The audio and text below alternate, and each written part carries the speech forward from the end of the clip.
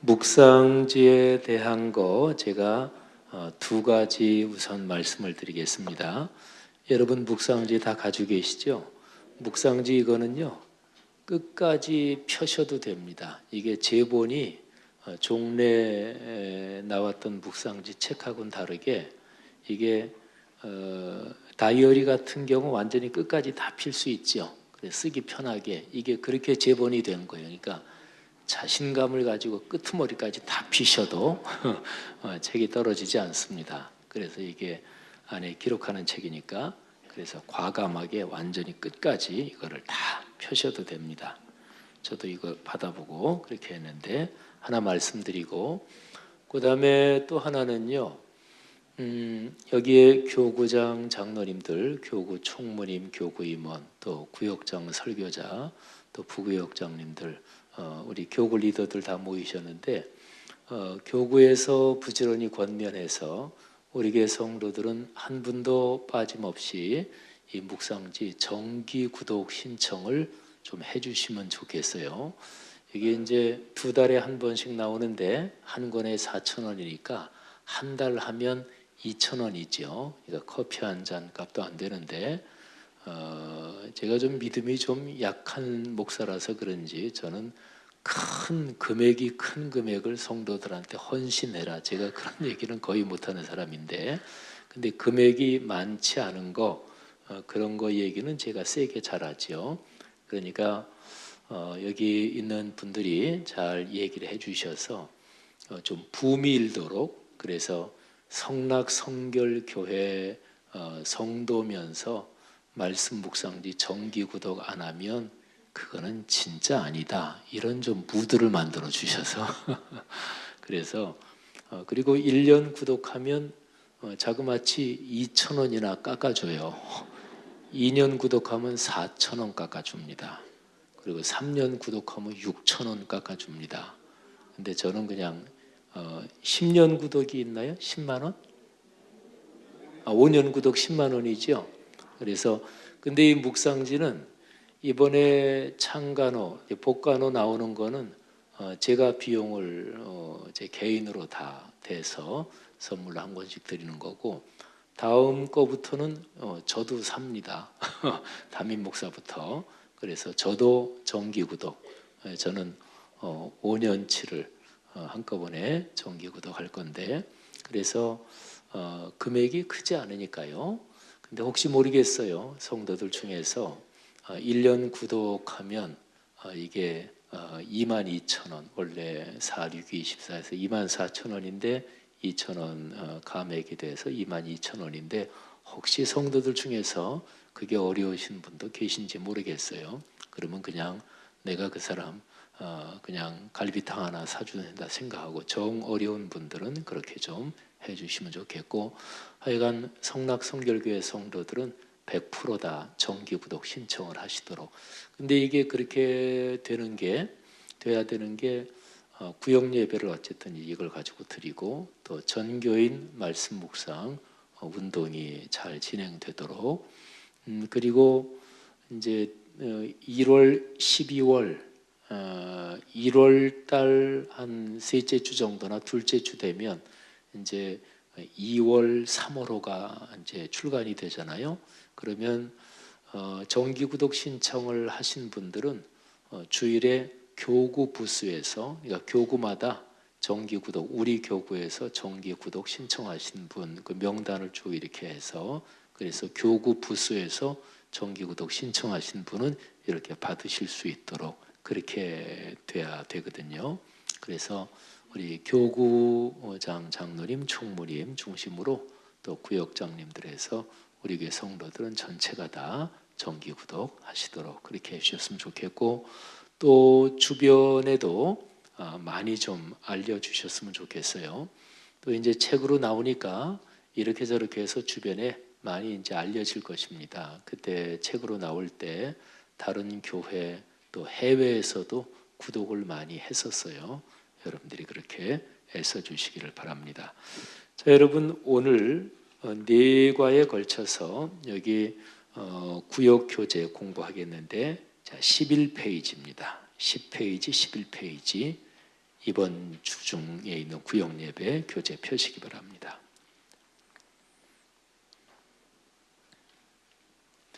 그 구역 예배 교재를 굉장히 단순화시켰어요. 그래서 거기에 순서를 보세요. 대개 이제 구역 모임 할 때 뭐 인도하시는 분에 따라서 조금 어떻게 뭐 다를지는 모르겠지만 우리가 보통 사도신경 신앙고백 보통 하고 그다음에 뭐 찬송 부르고 뭐 그러잖아요. 그래서 찬송가도 다 하나씩 넣어놨습니다. 근데 찬송가는 뭐 이거 안 부르고 다른 거 불러도 뭐 상관은 없고요. 근데 특별한 일이 없으면 그냥 여기 써 있는 거 부르면 되겠죠. 이번 주간은 이제 달고 오묘한 그 말씀 찬송이고 또 찬송 이거 하나 말고 또 구역에 따라서 뭐 다 틀리죠. 어떤 구역은 모이면 한 10분, 15분 열심히 찬송을 하고 그런 구역도 있을 테니까 그러면 뭐 찬송 2곡, 3곡 뭐 부르고 그래도 되고요. 그다음에 이제 말씀이 있는데 기도를 여기에 기도 순서는 뭐 안 넣어놨는데요. 구역 식구 모여서 그 중에 누구 한 분이 기도한다든지 또 기도 훈련하기 위해서 기도 순서를 미리 정해놓으면 좋습니다. 그래서 구역장부터 시작해서 뭐 다음번에 누구 기도 미리 순서를 쭉 정해놓으면 그런 그분이 준비해서 기도하시잖아요. 근데 기도시키면 나 교회 안 나와요. 이런 분도 있어요. 기도시키면 나 구역 예배 안 나와요. 그런 분들은 살살 달래가지고 그리고 이제 그분을 조금 도와주셔서 그리고 그냥 제가 주일 예배 또 수요 예배나 이런 공예배 기도는 꼭 제가 기도문을 써서 하라고 제가 권면을 해요. 그게 맞습니다. 근데 구역 예배나 이런 데는 꼭 뭐 써서 할 필요는 없겠죠. 또 신앙생활 오래 하시는 분들은 그냥 이렇게 기도하실 수 있으니까. 근데 너무 지나치게 오래 하시진 말고 그래서 언제나 뭐 공예배 기도는 더 그렇지만 그래서 공예배 기도는 3분이 넘지 않는 게 좋습니다. 제가 공예배 기도에 대해서 제가 이제 글을 좀 계속 쓸 생각인데요. 근데 뭐 구역 예배나 또 금요 기도회나 이런 기도는 좀 다르겠죠. 뭐 좀 길어도 괜찮을 텐데 그래도 그런 기도까지 포함해서 공적인 대표 기도는 개인 기도가 아닙니다. 그러니까 공적인데 대표 기도하면서 개인 기도하는 것처럼 그렇게 기도하면 안 되고요. 그건 어쨌든 내가 그냥 기도문을 안 써도 또 신앙생활 오래 하신 집사님, 권사님, 장로님은 어떤 자리에서든지 그냥 이렇게 기도하실 수 있잖아요. 근데 그래도 기도 이거 해야 되겠다 이렇게 생각하셔야 되고 그리고 좋은 거는 그런 때도 이렇게 좀 이렇게 메모를 하신다든지 아니면 기도문 전체를 쓰셔도 좋고 근데 대표 기도 같은 거 아유 나 그거 못해요. 그 시키면 난 안 나와요. 이런 분은 잘 말씀하셔서 집사님 한번 기도문 이렇게 써서 읽으시면 돼요. 그렇게 해서 하셔도 좋고 어쨌든 기도 훈련 그렇게 위해서 돌아가면서 하시면 좋습니다. 어쨌든 신앙 고백, 찬송가 또 기도 뭐 대표 기도 누가 한 번 하시든지 아니면 뭐 그냥 같이 통성 기도 하시든지 뭐 안 하고 그냥 바로 말씀으로 넘어가도 좋고요. 그리고 이제 말씀 묵상 그게 있고요. 그다음에 그 밑으로 쭉 내려오면서 중보 기도 이렇게 있죠. 구역 예배를요. 구역 예배라기보다 구역 모임 이렇게 하는 게 더 좋겠어요. 예배 이렇게 하니까 이제 교회에서 예배 드리듯이 말하자면 작게 좀 축소된 예배 형태로 이렇게 드리면 좀 너무 딱딱하기도 하고 또 설교자, 구역 설교자가 설교를 또 그런 분도 계시죠. 주일에 목사가 설교하는 것보다 더 길게 설교하시는 분도 또 있어요. 그래서 구역 예배라고 하지 말고 구역 모임 뭐 이렇게 하는데 구역 모임의 중심은 말씀을 가르치는 게 중심이 아닙니다. 제가 전에도 이제 그런 얘기를 잠깐 드렸는데 근데 제 목회하는 스타일이 어떤 거를 딱 정하고 우리 100% 이렇게 합니다. 그렇게 제가 잘 안 하는 스타일이라서 그냥 하시던 대로 또 익숙한 대로 하시고 그렇게 쭉 자율적으로 자유롭게 하시도록 했는데 근데 지금 이제 12월부터는 적어도 구역 모임을 이렇게 형태를 하나로 전부 다 좀 통일시켜서 한 방향으로 나가면 좋겠는데요. 그래서 구역 모임의 중심은 성경 공부가 아니다. 그리고 말씀 가르치는 게 아니다. 요거를 꼭 모든 리더들이 다 기억하시고, 그러니까 말씀 듣는 거는 예배의 심장, 주일 성수 예배, 주일 예배, 예배의 기둥, 수요 예배. 또 우리 교회는 1학기, 2학기 해서 말씀 3 성경대학에 여러 가지 그런 게 있으니까요. 그래서 구역 모임은 말씀을 가르치거나 말씀을 배우는 것 또는 예배가 아니다. 설교를 듣는 시간이 아니다. 그래서 구역 모임의 중심은 제일 밑에 나온 중보 기도, 이 기도가 중심입니다. 그래서 거기에 말씀은 굉장히 본문을 짧게 잡았어요. 지금 이 책에 9번 구역 예배 교재가 여기 들어가 있어요. 12월, 1월 보면은 주일이 9번 있어요. 들어가 있는데 다 구역 모임 때 성경 본문이 아주 짧습니다. 이번 주간 거는 시편 1편 1절부터 6절, 그러니까 시편 1편 전체가 들어있는데 1편 자체가 6절밖에 안 되니까. 그래서 여기 질문도 사실은 누구나 이렇게 조금만 들여다보면 다 이제 알 수 있는 그런 질문인데요. 질문이 3개가 있는데 대개가 3번째 질문은 내 개인적인 생활하고 연관되는 질문이고요. 그리고 첫 번째나 두 번째는 그 짧지만 그 성경 본문에서 답을 찾는 그런 질문이 많이 있습니다.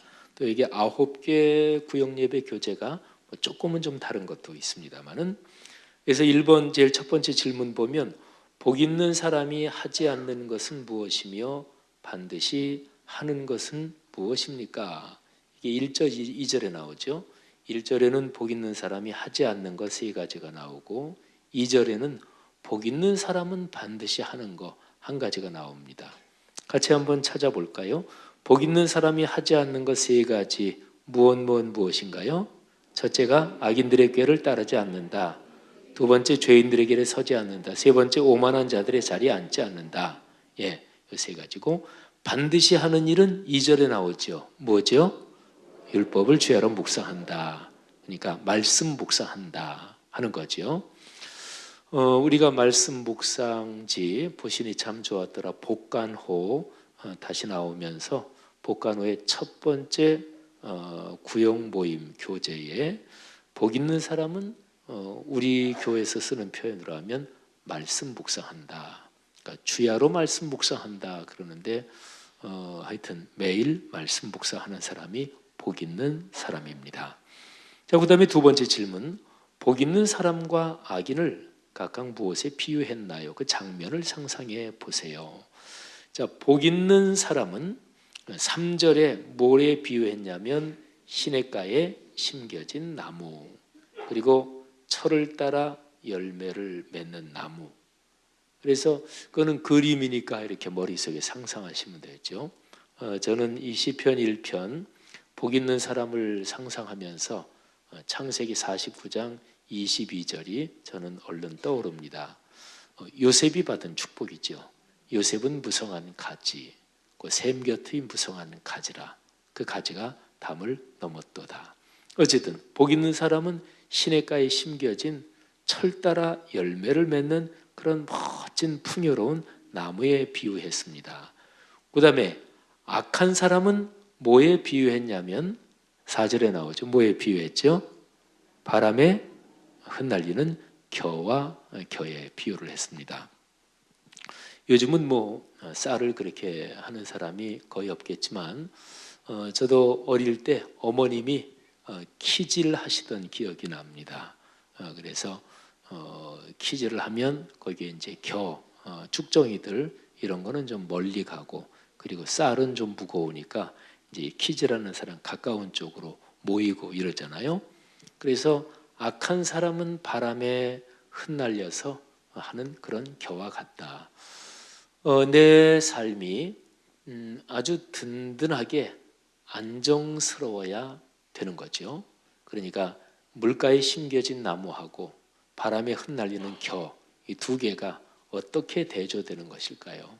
물가에 심겨진 나무는 안정스럽죠. 그런데 겨는 이거는 바람이 불면 휙 날아가고 하니까 불안한 거죠. 또 없어지고 사라지고, 그리고 겨는 그게 없어지면 끝장나는 건데 물가에 심겨진 나무는 계속해서 열매를 맺으니까 사람들에게 도움을 주고 또 풍요로운 결과를 낳고 그러는 거죠. 근데 내 삶이 어떨 것인가?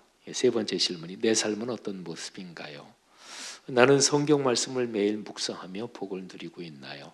그러니까 말씀을 묵상하는 사람은 시냇가에 심겨진 나무와 같이 된다. 성경 말씀 한번 믿어보고 한번 실험을 해보시죠. 우리 교회 모두가 그런 실험을 해서 복을 얻기를 바랍니다. 자, 그래서 여기 말씀 묵상 길지 않으니까 또 구역 설교자든 구역장님이시든 요거를 하면서 너무 이렇게 설교를 많이 하거나 길게 설명하지 마시고 같이 이렇게 답을 간단하게 찾아보고, 그리고 나서 이제 중요한 게 밑에 중보기도라고 나와 있는데요. 중보기도에는 언제나 두 가지가 있습니다.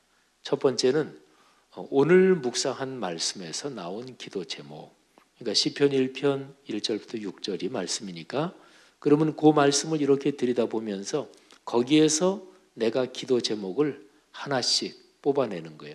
근데 이게 구역 예배 드릴 때 굉장히 중요하니까 적어도 구역장, 부구역장, 구역 설교자 또 신앙생활 오래 하신 분들은 그날 말씀에서 기도 제목을 하나 이렇게 잡는 게 어렵진 않으실 거예요. 자, 예를 들면 여러분이 지금 하나씩 잡아보세요. 시편 1편 1절부터 6절에서 여러분이 기도 제목을 하나 잡는다면 어떤 기도 제목을 잡을 수 있을 것인가 한번 지금 생각을 해보십시오. 저보고 만일에 잡아보라 그런다면 하나님 제 삶이 시냇가에 심겨진 나무처럼 되게 해주십시오. 이렇게 잡을 수 있겠죠. 또 어떤 분은 하나님 매일 말씀 묵상 할 수 있도록 힘을 주십시오. 이렇게도 잡을 수 있고, 그러니까 가장 성경적인 기도는 성경 본문에서 기도 제목을 잡는 거예요. 우리 야베스의 기도 이거 굉장히 유명하지요. 근데 사실은 야베스의 기도보다, 야베스란 건 누가 그렇게 해서 유행을 시켰는지 모르겠는데 제가 보기에는 야베스란 인물은 성경에 자세한 인생이 기록되지 않은 사람이에요. 근데 어쨌든 야베스의 기도해서 그냥 성경에 그 사람의 내력이 어떻게 돼 그런 것도 거의 없는 사람인데 어떻게 딱 해가지고 야베스의 기도 찬양도 있고 해서 유명해졌습니다. 어쨌든 복받은 사람이니까. 근데 야베스의 기도보다는 제 생각에는 창세기 49장 22절에 있는 요셉의 기도, 요셉의 축복이 훨씬 더 좋습니다. 요셉은 그의 인생이 성경에 자세하게 나온 사람이니까. 그러니까 누가 요셉의 본문을 읽으면서 그러면서 기도한다면 하나님 열매가 주렁주렁 달린 그런 나무가지, 그런 나무가 되게 하옵소서. 하여튼 성경 본문에서 기도 제목을 내가 하나를 잡는 거예요. 그 성경 본문을 읽고 그리고 하나님 제가 이렇게 살겠습니다. 이렇게 되게 해 주십시오 하고 말씀에서 기도 제목을 잡는 거. 이게 제일 확실한 기도입니다.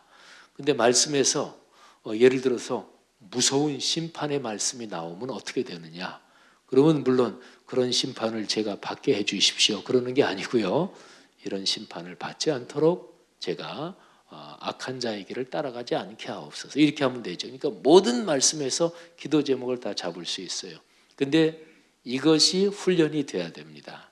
그래서 구역장님, 설교자님들, 구역 예배를 인도하시는 분들이 이제 구역 참석한 식구들 중에서 그게 잘 안 되시는 분도 계실 거예요. 그러면 이렇게 잘 친절하게 안내해 주시면서 말씀해 주시면 되지요. 그러면서 구역 예배 오기 전에 이제 보신인 묵상지 전부 다 정기 구독하시도록 그렇게 권면해 주시고요.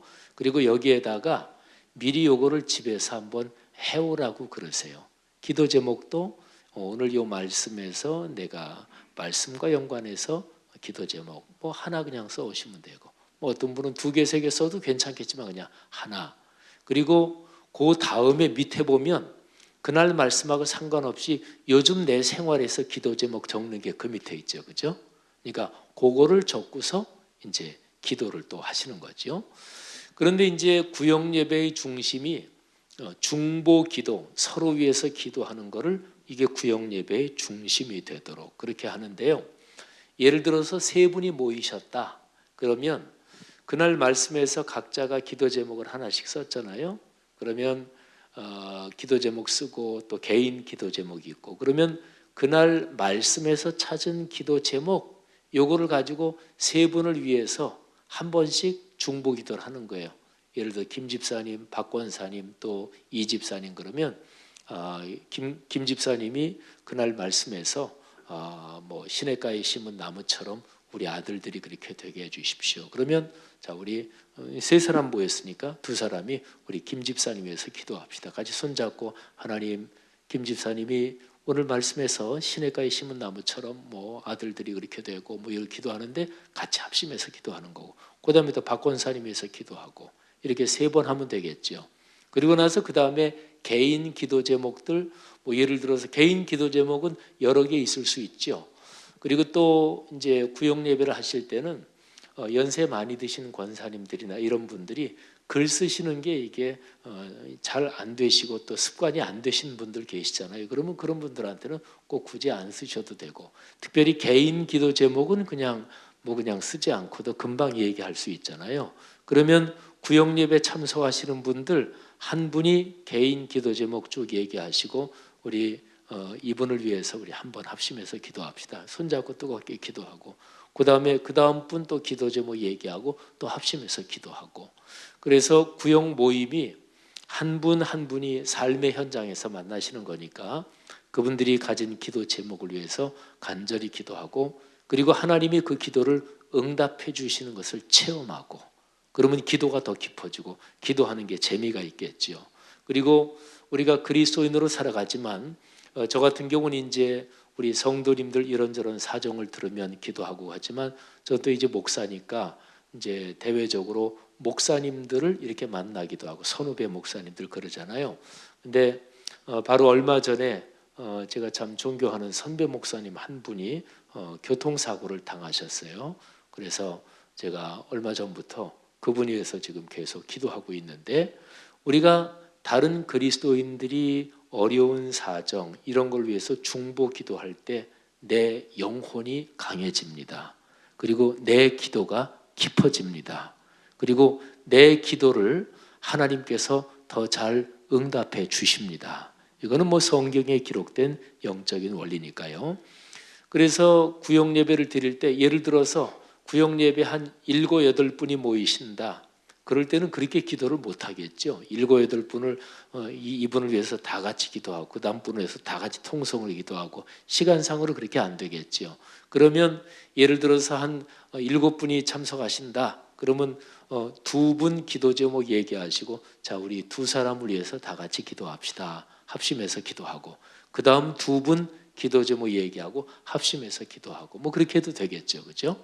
그러니까 또 어떤 경우에는 그냥 다 서로 기도 제목 다 나누고, 자, 우리 서로의 기도 제목 다 들었으니까 이렇게 머릿속에 담아두시고, 우리 나는 빼고 여기 있는 다른 분들을 위해서 우리 중보 기도합시다. 그래서 한꺼번에 기도할 수도 있겠죠.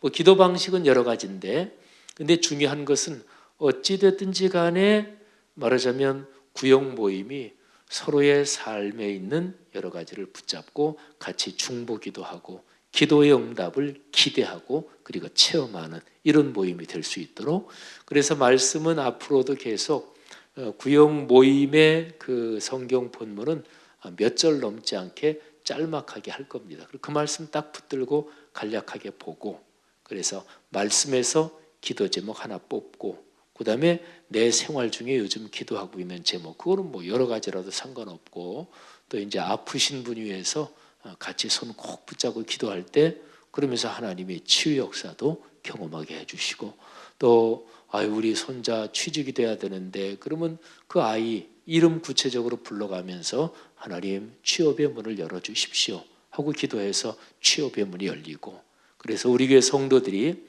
말씀 붙잡고 기도하고 또 자기의 삶의 문제들을 붙잡고 서로 중보기도 하면서 축복을 경험할 수 있게 그렇게 하는 거죠.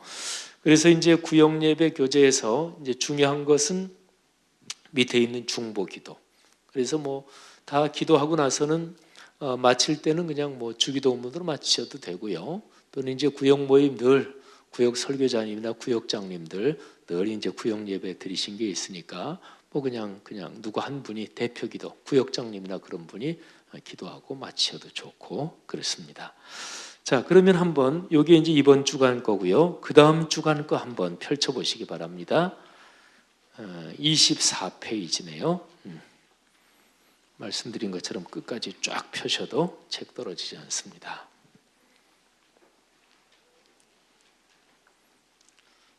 아, 10월 8일 그 주간 구역 모임 교재 거기에 보면 오늘 설교 본문하고 겹치죠.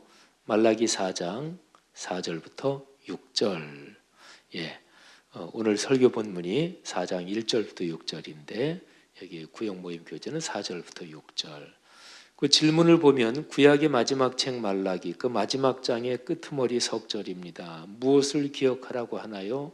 하나님 말씀을 기억하는 것이 왜 중요할까요? 무엇을 기록하라 그랬냐면 호렙에서 이스라엘 백성에게 주신 하나님의 율례와 법도, 그러니까 편하게 얘기하면 하나님의 말씀을 기억해야 된다. 그러니까 66권 성경 기억하라는 얘기죠. 하나님 말씀을 기억하는 것이 왜 중요할까요? 말씀을 기억하고 그 말씀을 붙잡고 기도해야 그 말씀이 우리의 삶에서 성취가 됩니다. 말씀이 이루어지는 거죠. 그리스도인으로 복받고 사는 것은 말씀이 이루어진다는 것을 뜻하는 거니까요. 그 다음에 두 번째 질문, 구세주 예수 그리스도가 오시기 전에 그 일을 준비하는 사람이 엘리야죠. 5절 6절에 나오죠. 근데 엘리야가 와서 무슨 일을 하나요? 부모 자녀의 마음을 서로 돌이키게 해서 서로 마음이 하나 되게 한다, 그런 거죠. 세 번째 질문, 내 가정에서 회복되어야 할 부분이 무엇인가요? 하나님 말씀이 우리 가정에 넉넉한가요? 이걸 한번 이거는 각자가 우리 가정 요즘 이런 문제가 어렵습니다. 경제 문제든 또는 인간관계의 문제든 애들이 다 나이가 저기 되는데 결혼시켜야 되는데 어떻게 애들이 자꾸 뭐 결혼할 생각도 안 하고 뭐 그런 것도 다 어떤 거든지 간에 내 가정에서 회복되고 또는 문이 열려야 될 부분들 서로 한번 생각해 보는 거죠. 그리고 그 밑에 역시 똑같습니다. 오늘 묵상한 말씀에서 나온 기도 제목. 그래서 하나님 말씀을 좀 더 잘 기억하며 살게 하옵소서.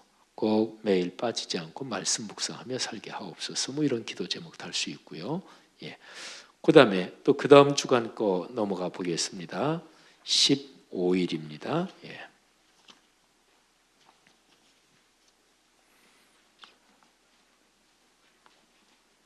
네, 15일 말씀 묵상 15일 하고요. 그다음에 22일 두 번은 이제 크리스마스 바로 앞두고 그 두 번이라서 이 두 번은 크리스마스와 연관된 예수님의 탄생하고 연관된 그런 본문을 넣습니다. 찬송가도 그래서 104장 고도소서 임마누엘 이 찬송을 넣고요. 본문이 누가복음 1장 13절부터 17절까지입니다. 자, 오늘 본문 요거는 같이 한번 읽겠습니다. 자, 13절부터 시작. 천사가 그에게 이르되 사가랴여 무서워하지 말라. 너의 간구함이 들린지라. 내 아내 엘리사벳이 네게 아들을 낳아 주리니 그 이름을 요한이라 하라. 너도 기뻐하고 즐거워할 것이요 많은 사람도 그의 태어남을 기뻐하리니 이는 그가 주 앞에 큰 자가 되며 포도주나 독한 술을 마시지 아니하며 모태로부터 성령의 충만함을 받아 이스라엘 자손을 주 곧 그들의 하나님께로 많이 돌아오게 하겠습니다. 그가 또 엘리야의 심령과 능력으로 주 앞에 먼저 와서 아버지의 마음을 자식에게 거스르는 자를 의인의 슬기에 돌아오게 하고 주를 위하여 세운 백성을 준비하리라. 아멘. 우리 바로 그 전주가 말라기서 말씀이잖아요. 그래서 엘리야가 와서 부모 자녀의 마음을 서로 돌이키게 한다. 근데 이 누가복음 1장에 바로 그 말씀을 받아서 기록이 되어 있죠. 17절에 엘리야의 심령과 능력으로 주 앞에 먼저 와서 아버지의 마음을 자식에게 거스르는 자를 의인의 슬기에 돌아오게 한다. 그런 거죠. 자, 밑에 질문 세 가지가 있는데요. 천사가 제사장 스가랴에게 어떤 소식을 전해주나요? 아들 얻을 것이다. 이 소식을 전해주죠.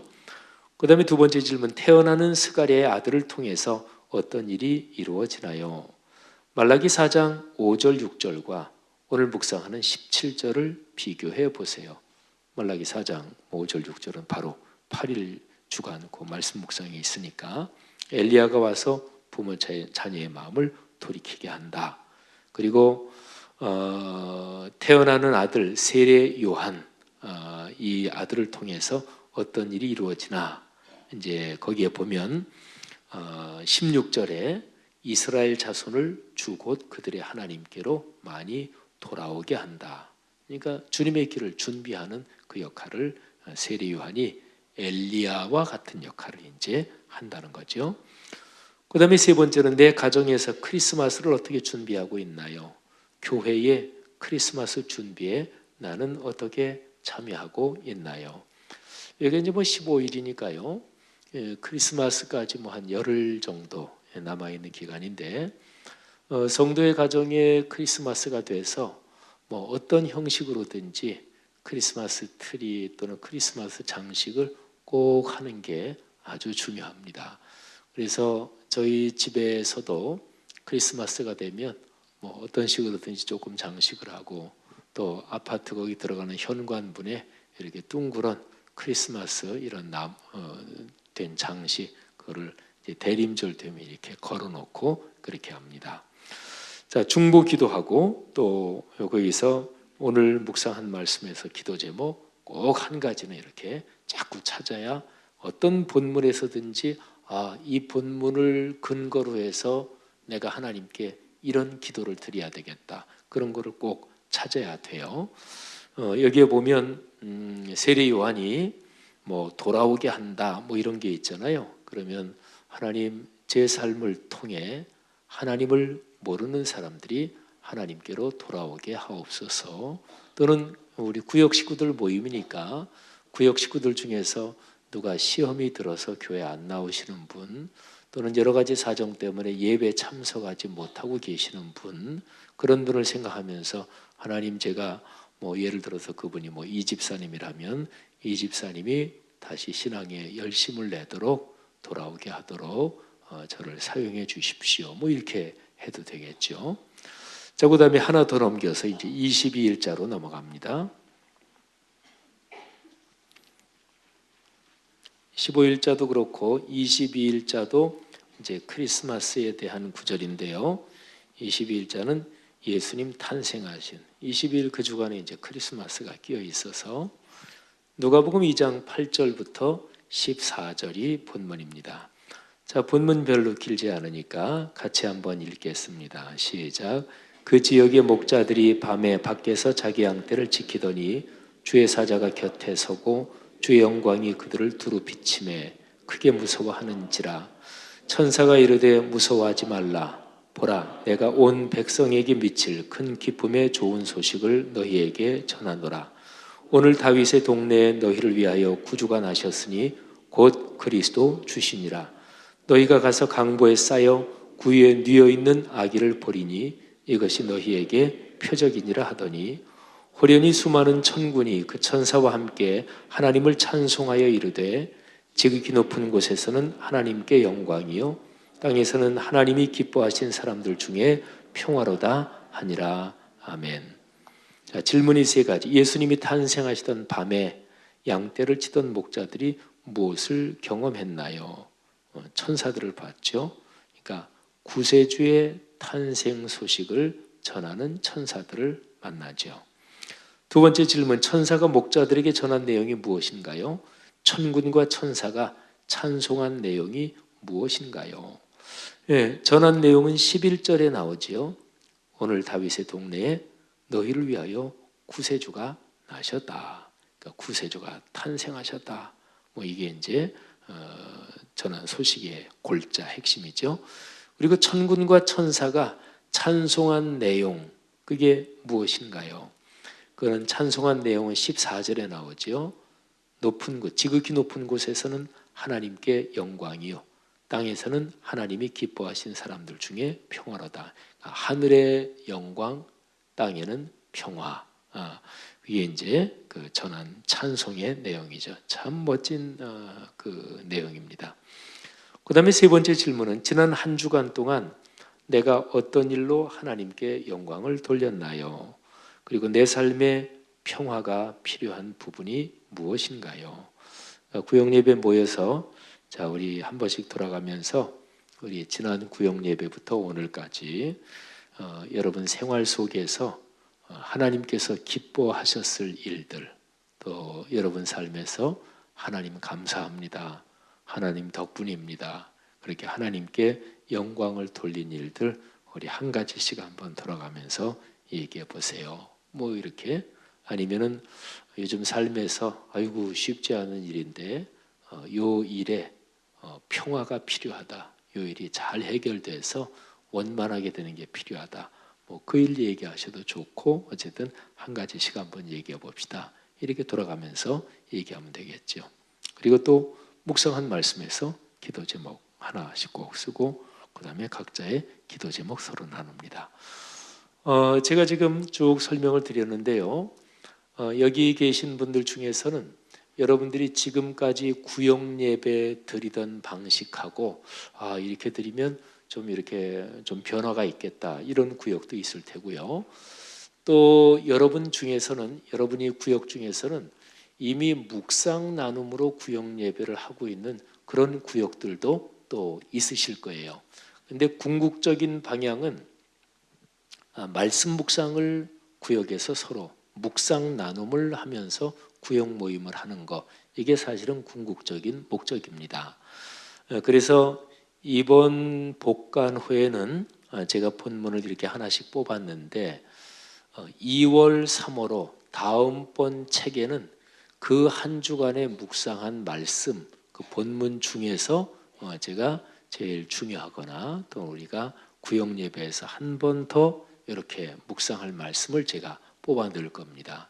그러니까 구역들 중에서 한 주간 말씀 묵상한 거 서로가 나누면서 그렇게 구역 예배 드리시는 그런 구역은 사실은 목표 지점이 거기니까 그냥 그렇게 드리시면 되겠고, 그리고 전통적으로 교회에서 드리는 예배처럼 뭐 찬송하고 뭐 사도신경 찬송하고 뭐 하고 그다음에 설교자가 뭐 교회에서 이제 목회자가 예배 시간에 설교하는 것처럼 쭉 이제 설교하고 뭐 그러고 하고, 그러니까 예배식으로 했던 분들은 그런 구역은 이런 식으로 바꾸시고요. 그러니까 설교는 아니고, 그러니까 구역 예배, 구역 모임의 중심은 성경 공부, 성경 가르침, 설교, 이게 아니고 그 본문은 간략하게 중요한 점을 하고 그 다음에 기도, 서로 중보 기도하는 게 중심이 되도록. 그리고 이제 구역 헌금을 이제 하시잖아요, 그죠? 그래서 그거는 여기 순서 집어넣지 않았는데 그거는 뭐 중보기도 다 하고 또 뭐 찬송 하나 부르면 헌금하셔도 되고 각자가 이렇게 헌금하셔도 되고, 그거는 구역 인도하시는 분이 적절하게 하시면 되겠습니다. 자, 여기 일단은 네 번에 걸친 구역 교재는 이렇게 설명드리고요. 그리고 이제 중요한 거 하나 설명드리는데, 우리 이제 장로님들하고 내년 사역을 얘기하고 또 보신이 참 좋았더라 말씀 묵상 얘기하고 그러면서 우리 교회가 말씀 삶 공동체인데 우리 교회가 전체적으로 말씀 묵상을 전 교인에게 확산시키고 좀 그러자, 그런 내용을 얘기하면서 우리가 논의한 게 있는데 사역에서 한 달에 한 번 교구 리더 모임을 이제 하잖아요, 그죠? 그러니까 한 달에 보통 4주가 주일이 4번 있다고 치면 그러면 한 달에 한 번은 교구 리더 모임에서 구역 공부할 걸 하고요. 나머지 3주는 이제 교구별로 모임을 갖도록 하겠습니다. 그래서 교구 목사님 또 교구장 장로님이 주도해가지고, 그러니까 나머지 주일 4주 중에서 한 주는 저하고 같이 구역 모임 요거 공부하고요. 그리고 나머지 3번은 1시 반에 그러니까 주일 2부 예배 끝나고 점심 식사들 하시고, 그리고 1시 반에 1교구부터 8교구까지 여기저기서 공간은 다음 주일부터 모이는데 공간은 주보에 이렇게 공지가 될 겁니다. 그리고 공간을 우리가 거기가 좋은데 왜 우리는 이렇게 안 좋은데 하냐, 그런 거 있을까 봐 1년에 4번 정도 바꾸는 게 좋겠다 이런 얘기가 있는데, 어쨌든 그거는 해서 서로 공간은 돌아가면서 하되 다음 주일 주보에 저 한 면 전체 사용해서, 그게 아주 중요한 사역이니까 그렇게 공지를 하겠습니다. 그래서 1교구부터 8교구까지 장소를 딱 배정하면 이제 매 주일은 오후 1시 반에 이제 교구 목사님, 교구장 장로님 중심으로, 교구 총무님 중심으로 같이 교구에 이제 중요한 분들이 모여서, 교구 식구들이 모여서 말씀 묵상하는 거, 그거를 좀 더 이제 잘 안 되는 거를 이제 배우기도 하고, 또 이제 각 구역 모임이 어떻게 진행되는지 거기에 대한 것도 좀 같이 얘기하고 같이 기도하고. 우리 교회는 이제 규모가 있기 때문에 주일에 여러 가지 모임들도 많고 사역들도 많을 거예요. 근데 교회 사역에서 제일 중요한 거는 교구 사역입니다. 그건 제가 처음 부임했던 한 16년 전부터 계속 강조한 거예요. 남녀 전도회 사역이 중요하죠. 안수집사, 권사회, 성노회 다 중요한데, 그런데 제가 지금 말씀드린 흔히 그냥 자치기관이라고 그러죠. 자치기관에는 우리 교회 성도들이 전부 포함되진 않아요. 예를 들어서 남전도회 그 조직에 우리 교회 남성들이 전부 포함되는 건 아니잖아요. 그죠? 근데 교구에는 우리 교회 성도다 그러면 한 사람도 빼놓지 않고 몽딱 싹 포함됩니다. 그러니까 교구가 목양 조직입니다. 목회, 양떼들을 돌보는 그 사역이 교구 사역이거든요. 그래서 우리 교회에서 이런저런 모임들이 있지만 앞으로는 주일에 1시 반부터 1시간 동안 2시 반까지 그 사역 시간은 우리가 이건 굉장히 중요한 거다. 우리가 가치를 두고, 그래서 교구 목회자, 교구장, 교구 총무님, 또 교구의 중요한 분들이 해가지고 각 교구별로 늘 주일마다 모여서 구역 모임도 저거 하고 말씀 묵상이 특별히 계속해서 확산되도록, 그래서 거기에서 말씀 묵상에 대해서 배우기도 하고 누가 나와서 말씀 묵상 간증도 하고 하여튼 그러는 시간을 갖도록 하겠습니다. 박범석 목사님 그 모임 장소가 뭐 이제 여기저기 이렇게 되는 거죠. 여기 또 옆에 202호, 203호 등등. 예. 그래서 다음 주일에 그 자세한 광고를 내도록 그렇게 하겠습니다. 자, 여러분 대단히 감사하고요. 또 우리 교회 말씀 묵상제 복간 후 하나님이 크리스마스 선물로 주셨는데 큰 복이 임할 줄 믿습니다. 하나님께 한번 감사의 박수 올리겠습니다.